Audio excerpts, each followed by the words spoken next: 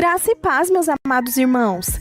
Se você gosta das pregações do pastor Cláudio Duarte e não quer perder nenhum vídeo novo ou live do pastor, já clique aqui embaixo no botão inscrever-se. Assim, te avisaremos sempre que tiver um vídeo novo ou live do pastor Cláudio. Muito obrigada por estarem aqui. Se inscrevam. Isso é muito importante para nós. Deus te abençoe. Graça e paz. Cadê? O que aconteceu com o poder que existia em você para fazer as coisas, para sentir a presença de Deus, para falar em língua, para usar seus dons? É lógico que vamos usar o contexto da escola de profeta. Quer ser usado aqui? Beleza, mas tem que cumprir as regras do ambiente. A supervisão não funciona de qualquer jeito. Então, a partir de hoje, cuidado quando você disser desse altar: eu quero profetizar. Porque se você vai profetizar, você tem que ter a autoridade de Deus para dizer que vai profetizar. E, se possível, diga para quem está profetizando, que aí a gente acompanha para ver as coisas acontecerem. Porque nós não estamos aqui para criar falsas expectativas e esperança no coração de ninguém. Mas nós entendemos uma coisa: se juntos orarmos, certo, somos capazes de vencer todas as barreiras e vemos a glória de Deus se manifestando na nossa vida. Glória a Deus. Amém. Mais uma vez, vamos ler e meditar na palavra do Senhor. Eu preciso que você abra a sua Bíblia, segundo livro dos Reis, capítulo de número 6, verso 1. Eu vou estar falando, na verdade, o capítulo 6 do segundo livro dos Reis conta 3 histórias. Uma eu vou compartilhar com vocês hoje e as outras 2 no domingo. Eu vou me manter no livro de segundo Reis, o segundo livro dos Reis, hoje e domingo. Hoje nós vamos olhar do verso 1 ao verso 7. Está aí na tela, mas é importante que você abra também a sua Bíblia, você que tem a sua Bíblia aí. Nos diz assim a palavra do Senhor: disseram os filhos dos profetas a Eliseu: eis que o lugar em que habitamos, diante da tua face, nos é estreito. Vamos, pois, até o Jordão, tomemos de lá cada um de nós uma viga, e façamos ali um lugar para habitar. E disse ele: ide. E disse um: serve-te de ir com os teus servos. E disse: eu irei. E foi com eles. E chegando eles ao Jordão, cortaram madeira. E sucedeu que, derrubando um deles uma viga, o ferro caiu na água. E clamou e disse: ai, meu senhor, era emprestado. E disse o homem de Deus: onde caiu? Mostrando-lhe ele o lugar, cortou um pau ou um galho e o lançou ali, e fez flutuar o ferro, e disse: levanta-o. Então ele estendeu a sua mão e o tomou. Feche os seus olhos. Senhor nosso Deus e Pai, em nome de Jesus, eis aqui a tua palavra, continua falando conosco, usa-me como um canal de bênção nesta hora, pelo poder do nome de Jesus. Você pode dizer amém? Amém. Isso. Nosso propósito durante este ano é trabalhar a unidade da igreja, é fazer com que as nossas diferenças não deixem de existir. Diferenças essas que muitas vezes irão causar atrito entre nós, atritos de ideias, de pensamentos, e que venhamos entender que isso faz parte apenas de nossa individualidade e que é altamente saudável. Se todos pensássemos do mesmo jeito, provavelmente todos nós estaríamos agora neste ambiente com a roupa da mesma cor. Chegaríamos com o carro do mesmo modelo. É essa diversidade né, que traz beleza ao mundo. Isso é altamente saudável. A nossa proposta é, apesar de termos essas diferenças, e vamos encontrá-las em nosso relacionamento conjugal, os desafios de viver com o nosso cônjuge. Por quê? Porque ele é outra pessoa que tem seus valores, seus princípios, né, seus gostos.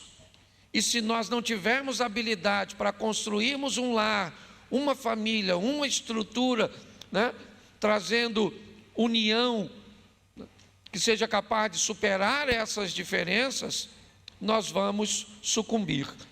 Então, a proposta da igreja durante 2025 é que temos algo muito grande para construir e vamos construir juntos.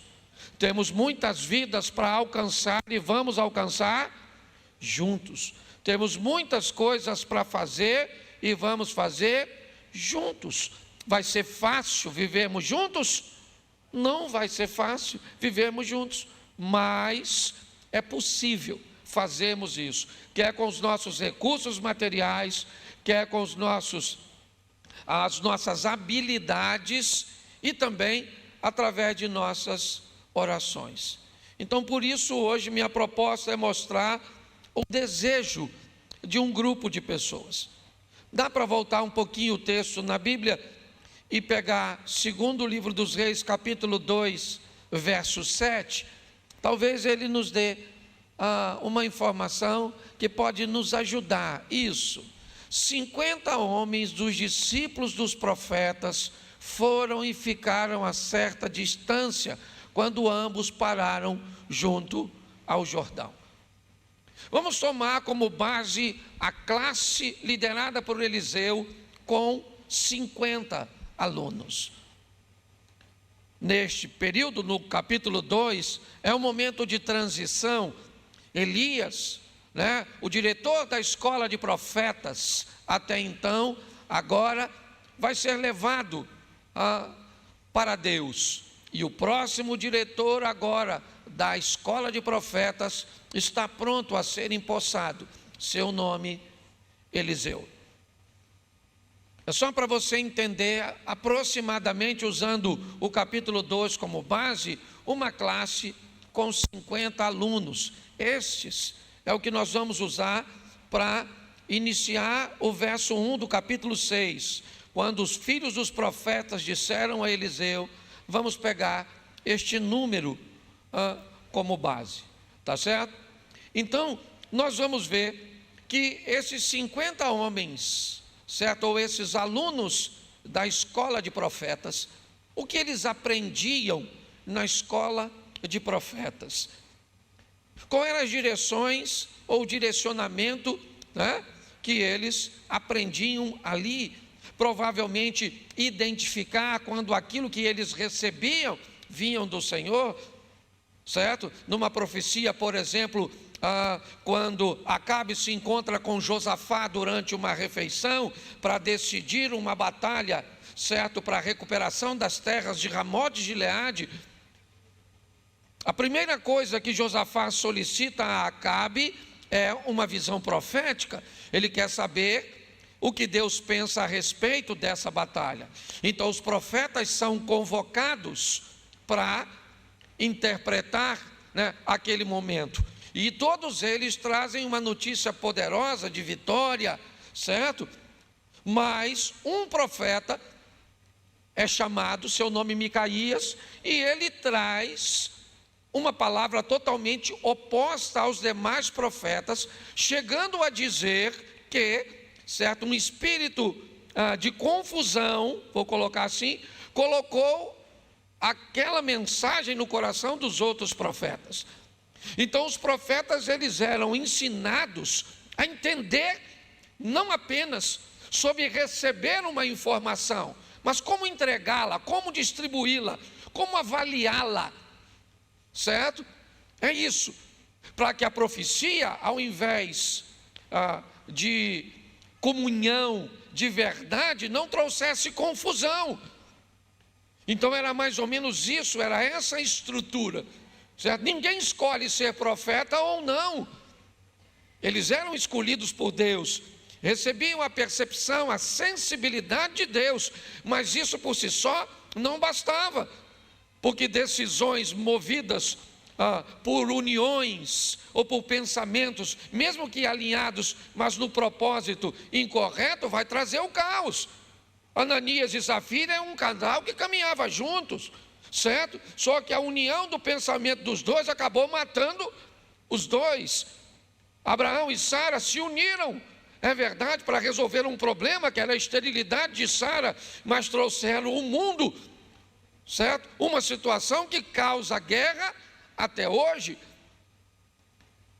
Então nós estamos entendendo que esses caras ou esses indivíduos vão estar unidos, mas é muito mais do que apenas num lugar. Eles estão aprendendo sobre direcionamento, sobre posição, sobre postura, o que faz com que a vida de muitos de nós acabem, sofrendo danos, prejuízos, dor, humilhação, vergonha, que é para nós, para a nossa casa, para o nosso Deus. Então é muito importante olharmos esse contexto. Os filhos dos profetas vão dizer a Eliseu o que eles dizem. O que eles dizem é a visão deles. Provavelmente isso começou com alguém observando: o espaço está apertado para nós, nós precisamos ampliar. E o que você acha, Abner? Realmente está apertado. Já conversou com o Cid, meu irmão Cid? Realmente o negócio aqui está apertado. Vamos lá, Max, as coisas não estão boas, Cristi, certo? Então, eles foram conversando um com o outro, e eles começaram a observar que havia uma necessidade coletiva, tá certo? Só que eles não são os diretores da escola.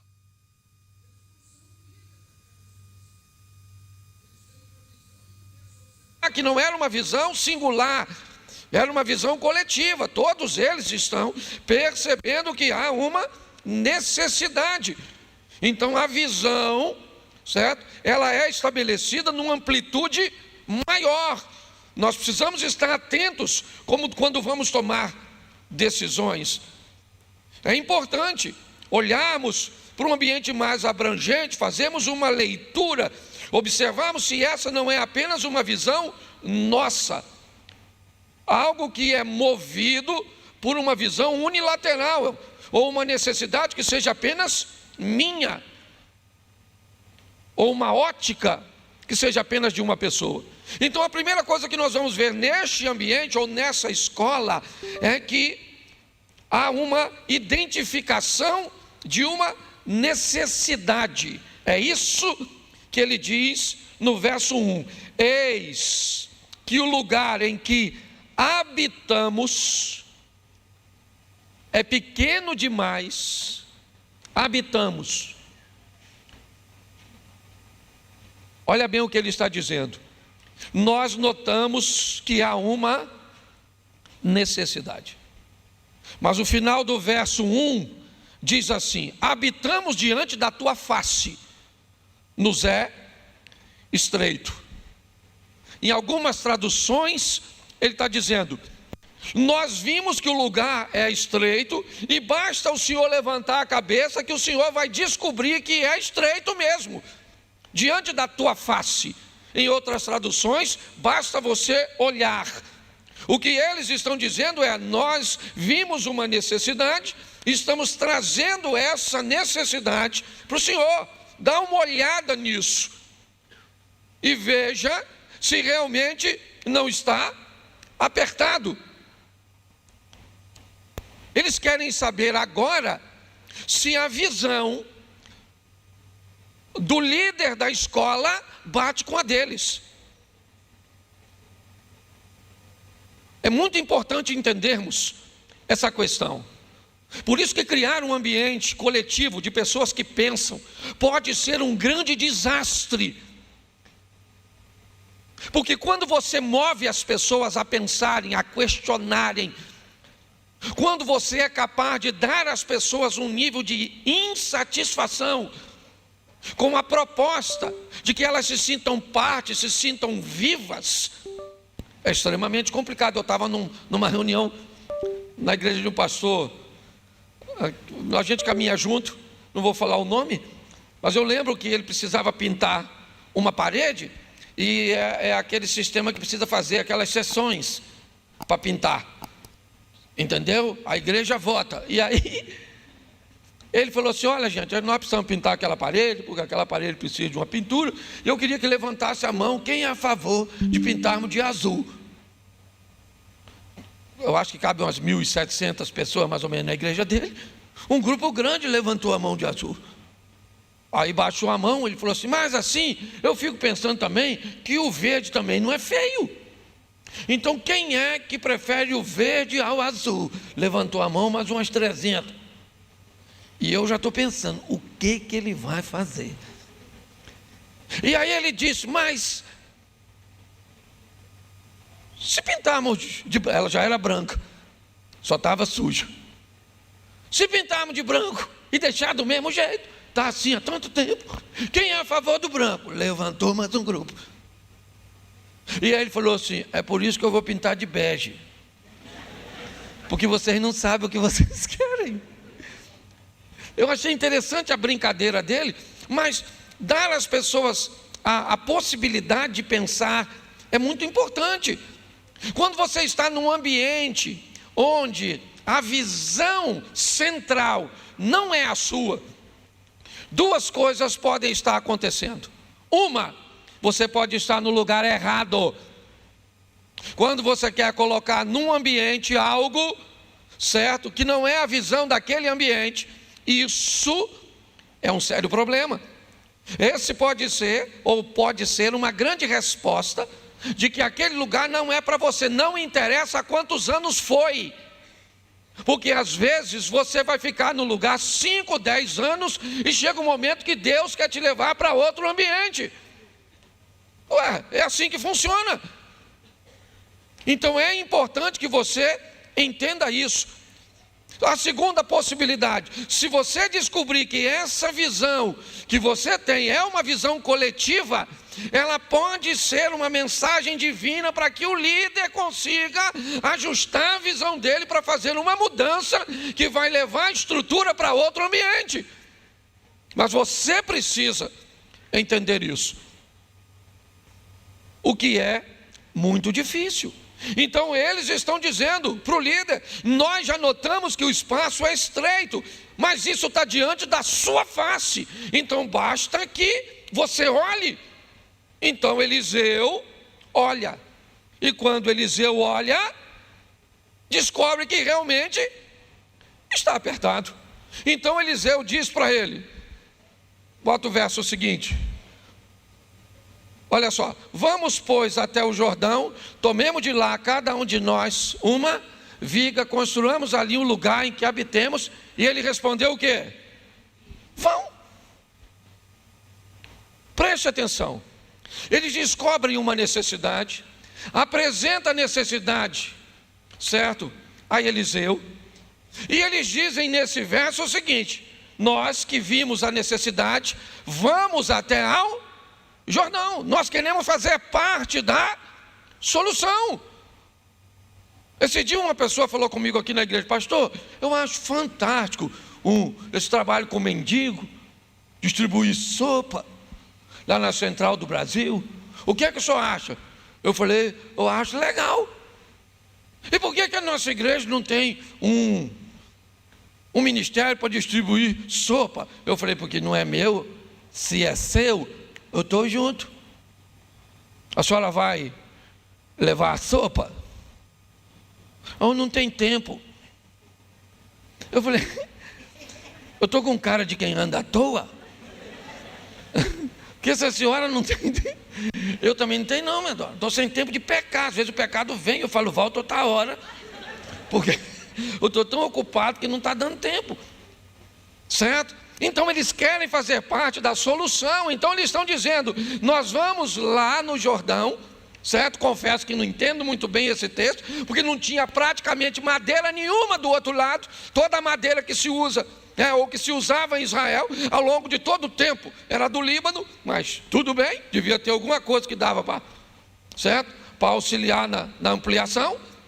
Não sou eu que vou discutir com o texto, certo? Mas eles estão dizendo, cada um de nós vamos pegar uma viga, porque se cada um fizer a sua parte, alguém aqui precisa dar o dinheiro todo? Não, o que faz essa igreja funcionar é um pouquinho seu, com um pouquinho meu, com um pouquinho seu, um pouquinho de trabalho, um pouquinho de dedicação, um pouquinho de ranzinza, um pouquinho do seu ego. Tem coisa que a gente pega que sua que é boa, mas tem uns troços aqui que é ruim. A gente sabe que tem gente aqui que se o diabo pedir referência, nós não damos. É verdade, nós estamos aqui superando tudo isso. É isso. Então nós estamos vendo nesse texto o que Eliseu vai dizer agora. Vão. Vocês não estão a fim de cortar? Eu não estou a fim de cortar nada. Então, ide. Vão. Certo? E agora nós temos algumas coisas que precisamos observar.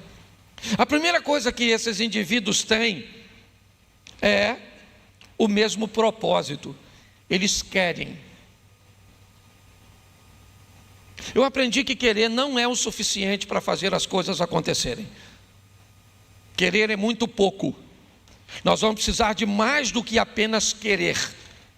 O querer pode ser um bom início, mas ele não é suficiente para enfrentar os obstáculos que Satanás irá colocar diante de mim e de você para alcançarmos alguma coisa. Provavelmente, se eu pedisse agora para você levantar a mão, quem quer emagrecer? Provavelmente um grupo grande iria levantar, eu quero. E aí a minha pergunta é: o que impede você de emagrecer?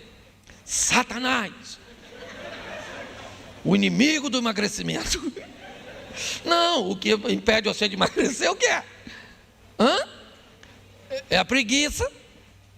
Não, porque você pode até comer, certo? Desde que você equilibre a matemática. O que entra seja um número menor de caloria do que o que sai, certo? Mas como sempre a conta não fecha, sobra, é ou não é? Porque um brigadeiro desse tamanho, tu não imagina a papada que ele traz para cá. E gordura é igual mulher, ninguém segura, apertou, ela pula. É só você apertar que ela vai para outro canto. É assim que funciona. Então você consegue entender? Eles têm, o que eles têm? Eles têm o mesmo propósito, sim ou não? Sim. Todos eles querem a mesma coisa, inclusive o Eliseu. Vai acontecer alguma coisa, sim ou não? Sim ou não? Eles querendo? Não, porque querer não muda nada, eles querem. Até então é apenas uma vontade. A pergunta é, eles querem o quê? Eles querem ampliar a escola, sim ou não? A minha pergunta é, eles têm habilidades para fazer isso? Eles têm conhecimento para fazer isso? É a próxima pergunta. Eles querem, tá bom, nós queremos, mas nós temos habilidades para fazer isso se tornar um fato? Nós temos conhecimento? Temos. Então tá bom. Nós queremos e temos gente aqui.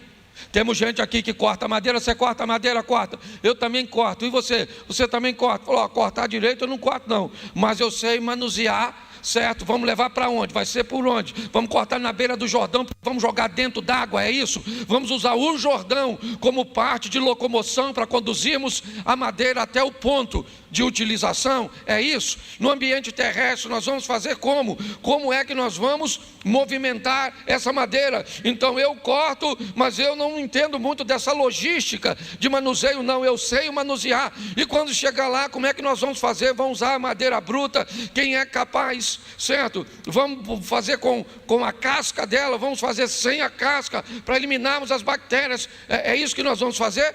Então eles tinham certo conhecimento e habilidades para fazer. É isso. Agora vem a terceira parte. Eles têm disposição para fazer isso? Porque querer e saber como fazer é uma coisa, agora ter disposição para fazer é outra. Ah, tá bom, vocês querem, queremos. Vocês sabem fazer, sabemos. Mas vocês têm disposição? Não, nós vamos lá. Cada um de nós vamos pegar uma viga. E Eliseu disse, então tá bom, eu vou com vocês, já que vocês querem a minha presença. Então vocês têm agora a minha autorização. Então o que eles têm? Eles têm o mesmo propósito, eles têm conhecimento e habilidade para fazer, eles têm disposição para fazer e eles têm autorização para que seja feito. Então é para lá que eles vão, se eles entenderem o que eles não têm. E o que eles não têm? Um machado. Eles não têm a ferramenta para cortar a madeira. Nenhum dos alunos da escola de profeta tem. O diretor da escola de profeta Eliseu também não tem o machado. Bom, então agora nós vamos orar para o machado aparecer, certo? Porque servimos um Deus todo-poderoso, que pode tirar do nada tudo, e vamos orar para que o machado apareça. A escola de profeta, sim ou não? O propósito é louvável, sim ou não? Mas não vai ser com oração que eles vão resolver isso. Eles sabem o que têm, eles têm o mesmo propósito, as habilidades, a disposição, a autorização, mas eles não têm o machado. Então eles vão precisar do machado para cortar a madeira. Como? A primeira coisa é, o que eles precisam? Eles precisam do machado? Sim ou não? Me ajuda aí. Eles têm? Então qual é a primeira coisa que eles precisam saber agora? Onde tem? Quem é que tem o que eu não tenho? Eu tenho tudo, aparentemente, mas eu não tenho machado. Então o que eu preciso saber? Quem é que tem o machado? Quem é que tem o machado para lidar com a juventude? Quem é que tem o machado para lidar com os jovens? Quem é que tem o machado para lidar com os casais? Quem é que tem um machado para pregar? Quem é que tem um machado para cantar? Quem é que tem um machado? Quem é que tem a ferramenta? Ela está onde? Tem alguém que tem aquilo que eu não tenho. Olhe bem e aplique isso na sua vida. Então tá bom, eu preciso de um machado. E eu vou descobrir quem tem. Então acharam quem tem o machado. E agora eles vão até quem tem e vão comprar o machado? Não. Eles não trabalham cortando madeira. Eles precisam de um machado apenas para uma operação. É para um momento. Eles não vão seguir aquilo para profissão. Eles são profetas. Eles não teriam recurso. O machado, para a época, é uma ferramenta muito cara, inviável para eles.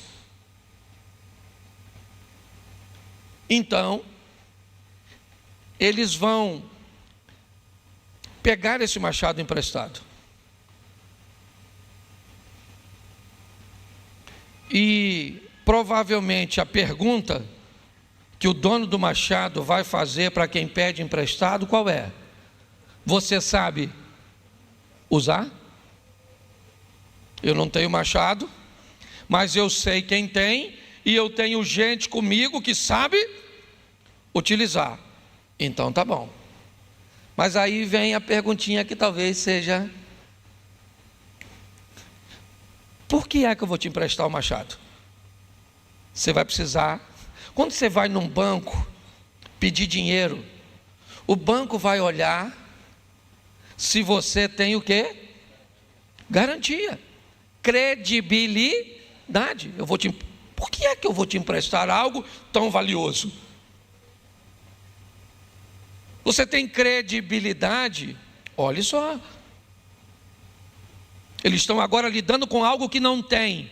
Para ter, eles têm que ter credibilidade. Para ter, eles precisam saber antes de ter como utilizar. E como é emprestado, é de suma importância que eles saibam quem tem. Tudo que fazemos, principalmente na casa do Senhor, certo? Nós precisamos de credibilidade e de habilidade para usar antes de pedir.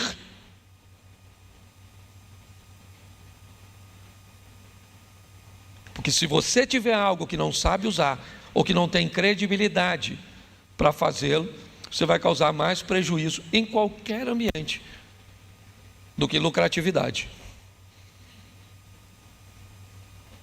Então eles vão. Tem credibilidade, alguém emprestou o machado, e eles vão à margem do Jordão cortar a madeira. Estão cortando a madeira. Provavelmente nem todos cortam, provavelmente todos carregam, certo? O movimento, e estão usando o machado.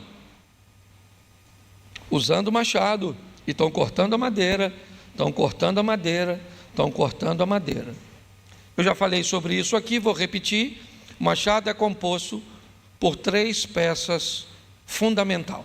Apesar de ser chamado machado por inteiro, machado, na verdade, é apenas a parte de ferro, certo? O conjunto também é chamado de machado, mas ele é composto de mais 2 peças: o cabo e a cunha. O poder de uso está na união dos 3, mas quem corta é quem está na cabeça, é quem está lá em cima, no topo. Se o machado se afasta do topo, certo? O poder de corte diminui. A distância, certo? Entre a mão e a peça de ferro, ela precisa estar ali. Com a continuidade, Josimar está aí, ó, é especialista nisso, certo?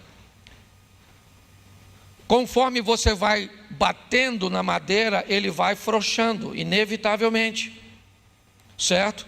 Então é muito comum que o lenhador tire, né, um período, ou normalmente 2 períodos para lidar com o machado. Um amolando, afiando, e outro estabilizando ele sempre na cabeça, firme, no alto, preso. Eu costumo fazer uma aplicação que não é nada bíblica, ela é minha, como se o cabo fosse nós, como se o machado fosse Cristo e como a cunha fosse o Espírito Santo.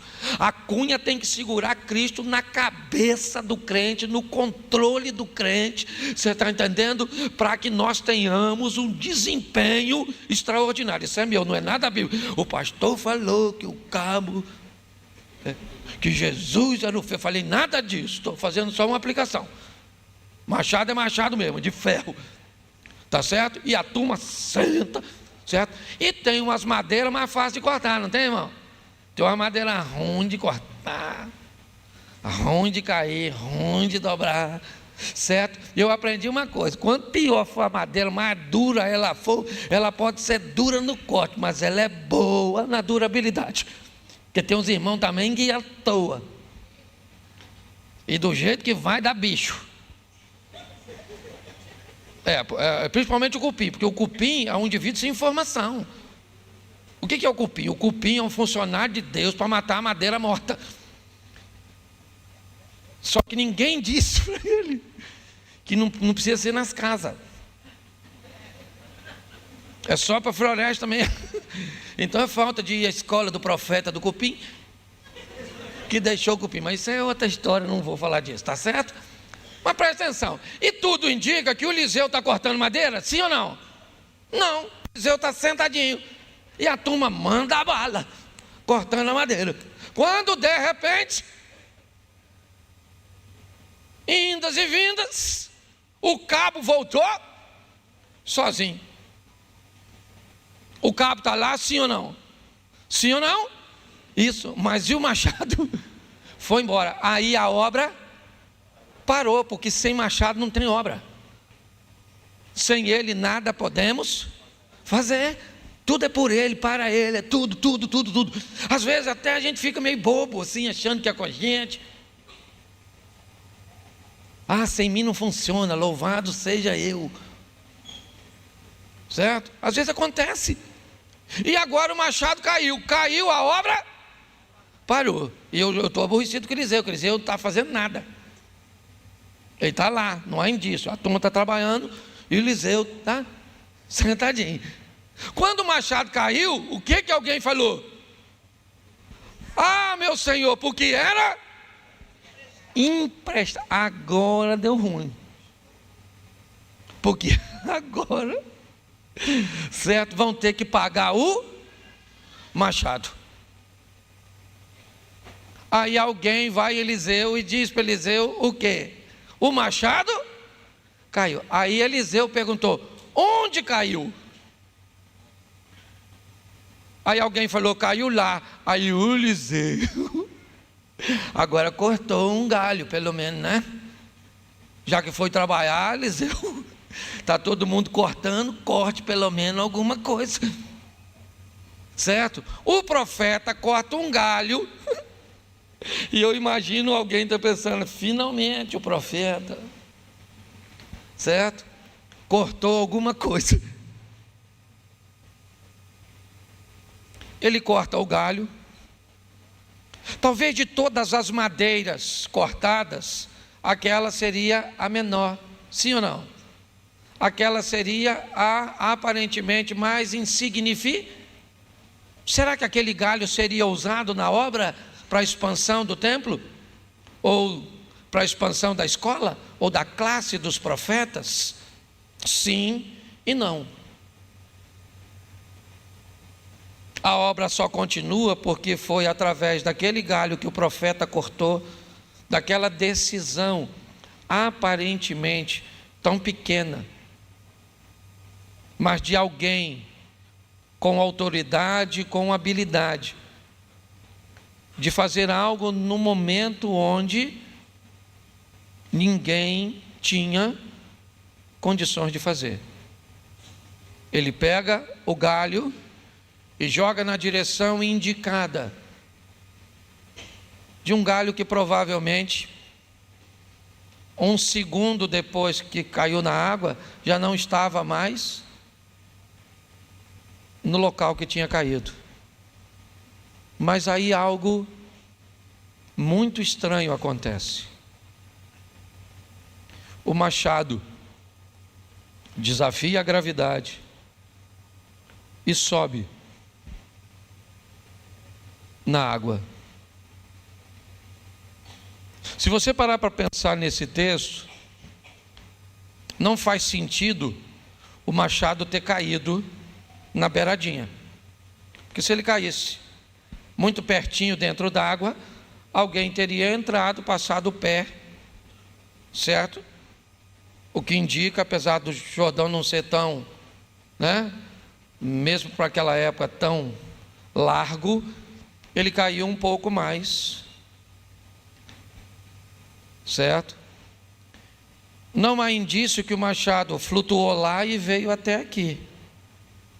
Alguém provavelmente entrou dentro da água e pegou o machado, e a obra ou prosseguiu, ou o machado pôde ter sido devolvido, e a credibilidade dos profetas, da escola e de Eliseu se manteve.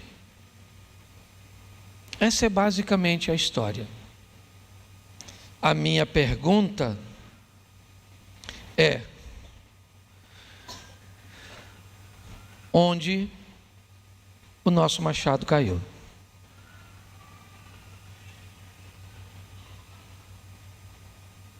onde é que o poder de fazer as coisas acabou removendo de nós a possibilidade de executar algo.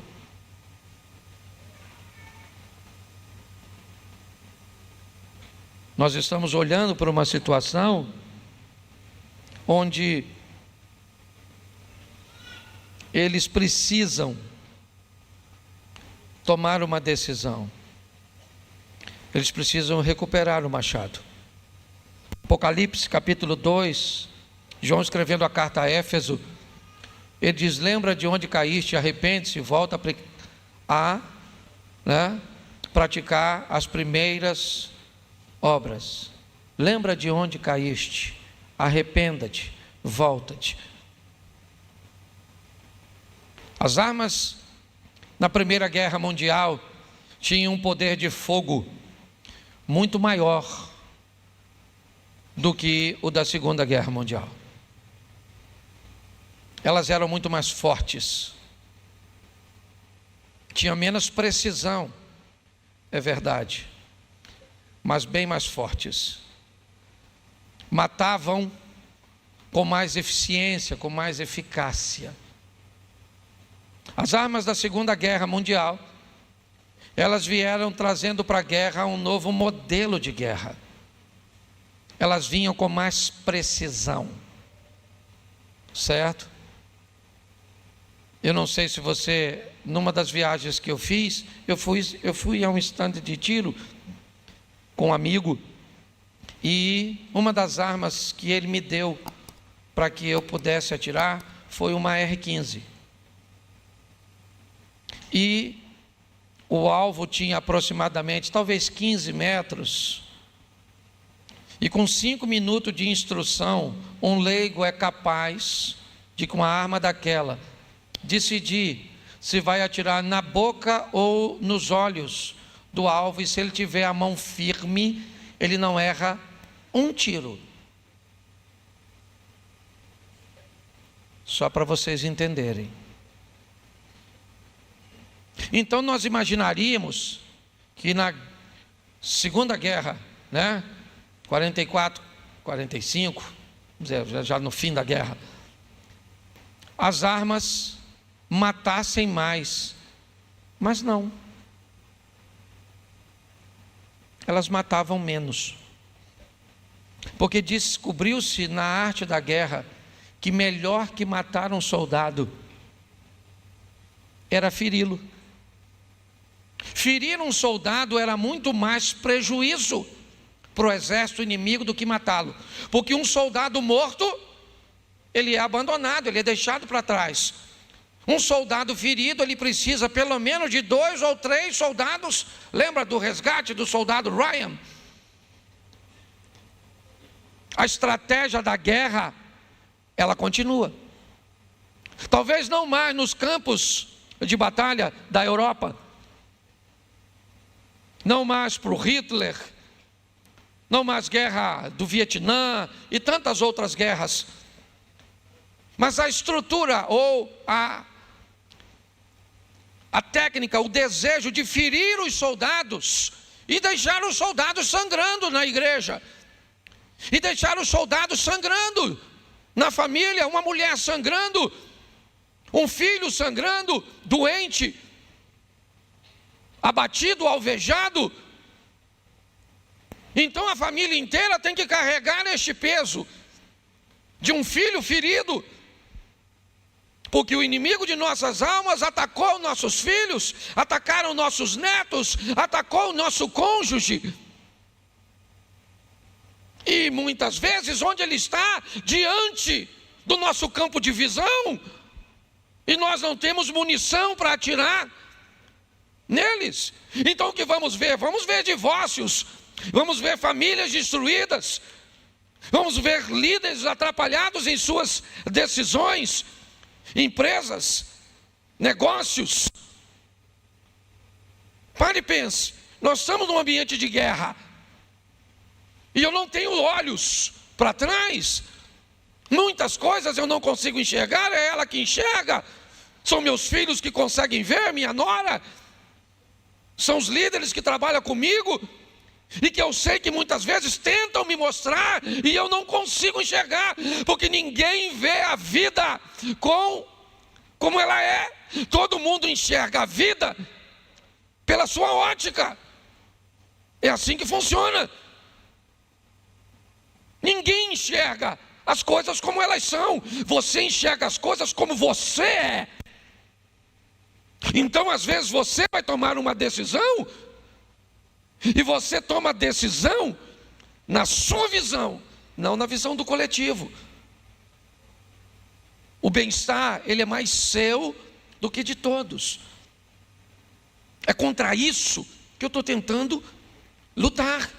Porque eu sei que os soldados que eu tenho aqui nesse quartel são muito bons, são muito preparados. E nós temos que lutarmos juntos por um casamento que não é o seu, mas é do seu irmão que está indo para o buraco. Por um negócio que não é a sua empresa, não é você que vai ganhar dinheiro, mas é de um irmão seu. Por alguém que está do outro lado aí dessa câmera, lá na Europa. Sabe? Que não tem uma igreja para congregar e que congrega conosco.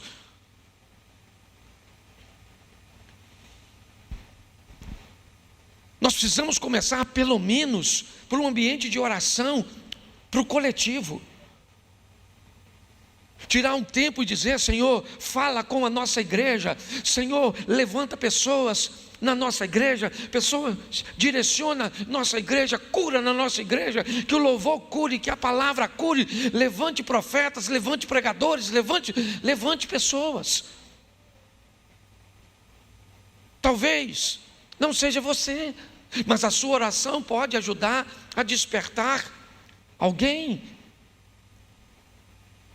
Agora, muitos chegaram aqui feridos.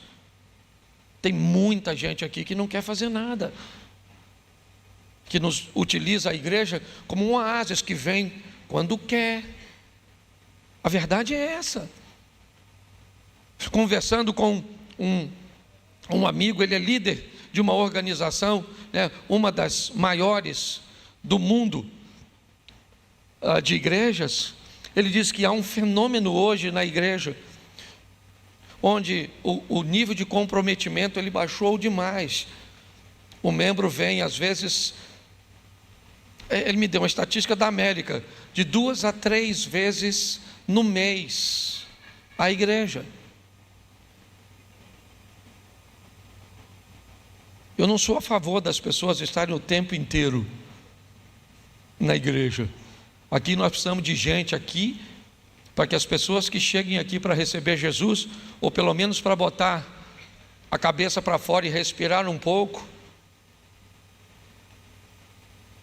para conseguir o fôlego para prosseguir, ou voltar de onde estava, pois estava sufocante demais, ou receber aqui um novo direcionamento. Nós não temos problema com isso.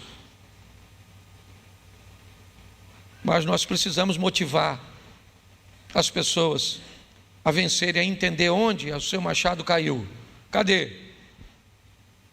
O que aconteceu com o poder que existia em você para fazer as coisas, para sentir a presença de Deus, para falar em língua, para usar seus dons? É lógico que vamos usar o contexto da escola de profeta.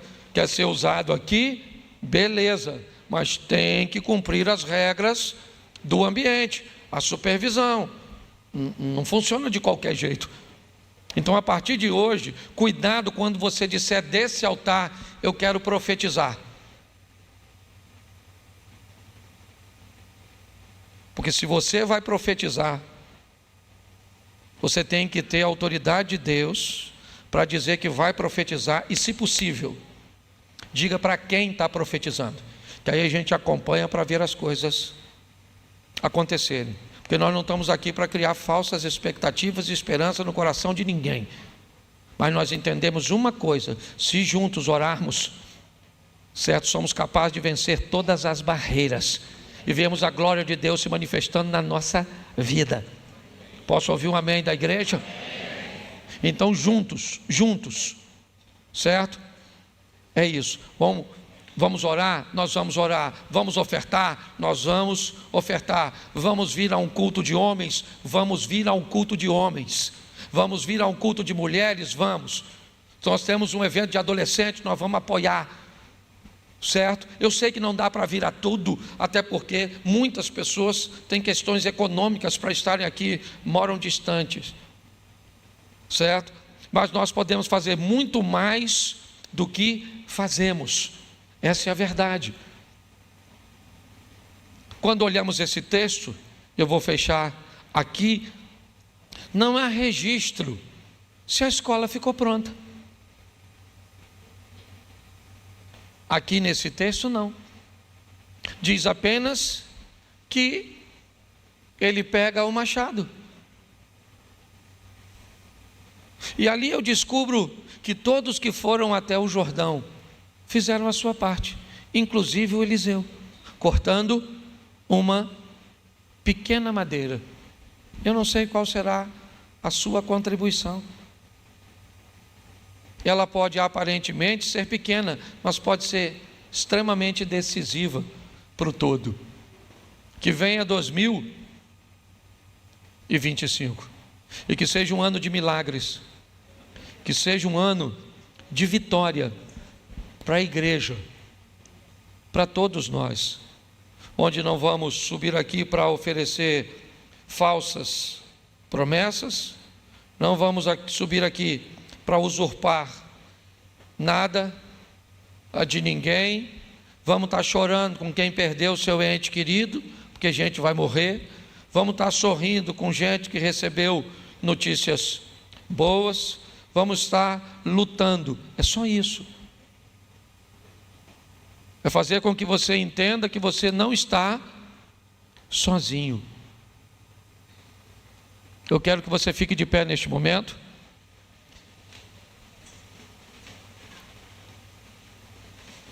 E pergunte para quem está do seu lado, né? Aquela perguntinha legalzinha. Onde está seu machado?